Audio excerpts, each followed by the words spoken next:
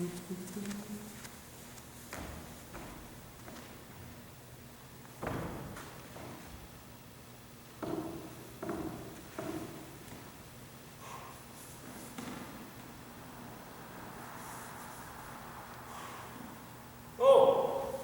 hey there, Fred. Good night. Warm your bones by a fire. After a battle like that, seeing those dogs, those Philistine dogs running, they'll think twice before messing with our king.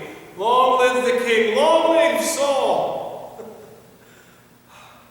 My father fought with the king before against these Philistines back at Mishmash, where he had this sword made from a plowshare. No blacksmith in all of Israel back then, for they feared we would make weapons. No blacksmith to make a spear or a sword, so they took their plowshares and they beat them into swords. A sign of our strength. They were right to fear us. Long live the king. And I was there today. 3rd Battalion, 3rd row back, right off the side. Perfect view of the king's tent and of the battlefields. Right there, I could see it all each day. For a month of days. I would hear the sound of the giant of Gath. And I would see him right there in the front. I would see him coming down that hill. Oh, that bronze on.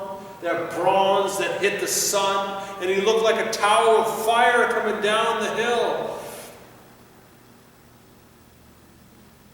And I'm no coward. We were all just a bit unsettled. You've never seen a giant before. What do you do with that? What do you do that? What do you make of that? And every day you hear him barking out at us, barking out against us, barking against our king, barking against our God. What do we do against that? And then I remember seeing him popping up like a little ruddy hen. Scrawny little boy. Someone thought he looked like a shepherd boy, which made sense, because he's definitely no warrior. Someone said he was here to drop lunch off with his brothers. Again, making sense, because he didn't look like he even needed to shave. So he's dropping off lunch. If only I would have known. Heard someone jesting at him. Get back to your sheep, shepherd boy! Real man's war. Real man's war. Maybe he was just coming to see the battle lines before we went out to battle. It's the valley that might be our death before that thing. Little did we know. So when I called out a jest to the boy, teasing him, get back to your sheep, shepherd boy. Get back to casting rocks. See, shepherd boys would often take their sling and they'd throw them against stones, pretending they were lions and bears and telling a story. If only we know. That shepherd boy, when I saw him first, he reminded me of a shepherd boy in my village. He would come to my father's house to look at the sword and to hear tale of bravery. How he looked at my father. I wanted to be like that. Bold and strong. And yet today, you see that boy. Were you not there? Did you see?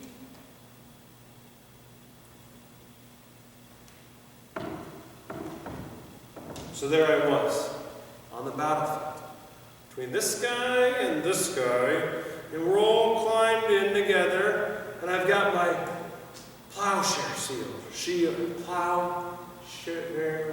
sword in my belt.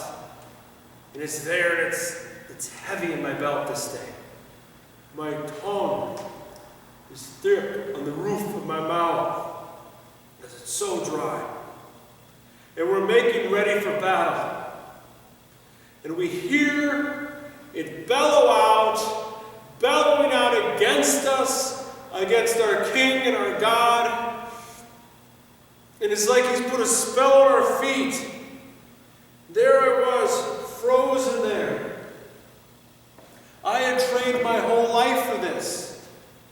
To wield my father's sword. To go to battle. I always thought if I was the biggest, the strongest, I could really be someone, do something. I had trained for this. And there I was, frozen, standing there. And with all that commotion in the field, I hear up the king's tent and I looked at the king. I wanted to rally with the general. My sword was stuck, my mouth was shut, and there's a commotion at the tent. It's that boy. That little boy I saw earlier. He's at the king's tent. And then he comes out. He comes walking out. Like he's the biggest thing in the world.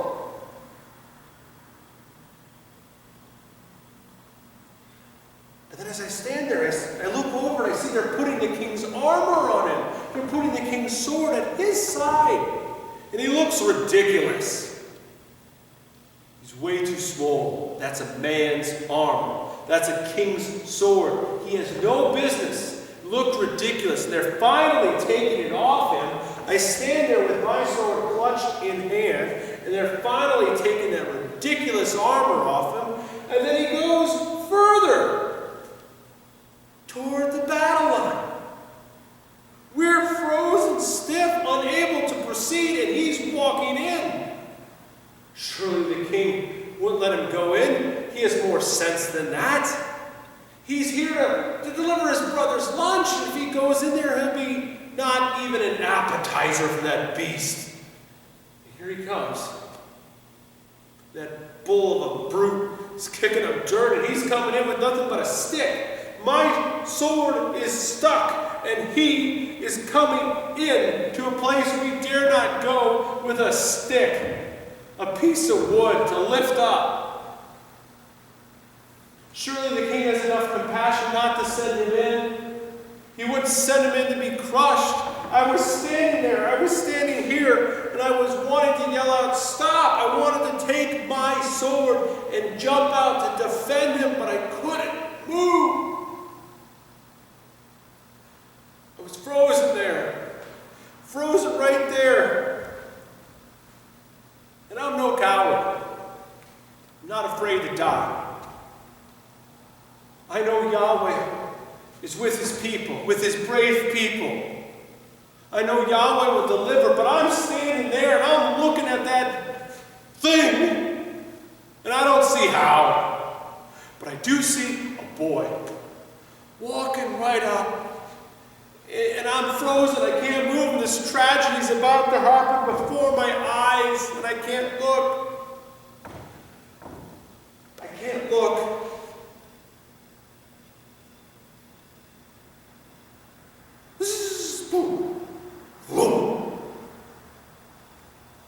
And like that,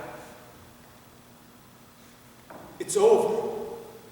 The beast is on the ground. I want to yell out, "Run! Yahweh's giving you another chance. Get out of there." And he drops his silly stick, and he runs, but toward the beast. He grabs the sword, which must have weighed about as much as he did, and with a whack, that giant is down. And we now are free to move, and we run, we rush the field, and the Philistines flee. And we lift the boy. We lift him high. It's like lifting half a sack of flour. I traded my life for this. And yet I see a boy in the Spirit of God march into a field. Fell a giant. What do you make of that? What do you make of that? I've been thinking about, who am I? I always thought if I was the biggest, or the strongest, or fast, I really could be someone. I could make my father proud. I could make my wife proud, my village proud. I could really be somebody. But today, I saw a boy filled with the Spirit of God go into a valley we were all afraid to go to. We were all cowards. We couldn't do it. We were stone dead. And yet he walked in for us. He rode into that valley like a king riding in. Shepherd king, can you imagine? Like a shepherd king riding in that valley of death. In the winds of the day, I heard around camp that before that little guy came down into the valley, he stood there before our king, before the troops, and he said before he went down to that valley, so that they will know there's a God in Israel.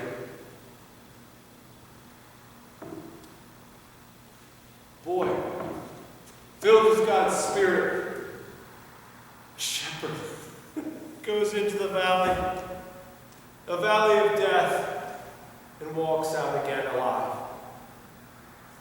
That's someone I could follow. I often inquire of this boy.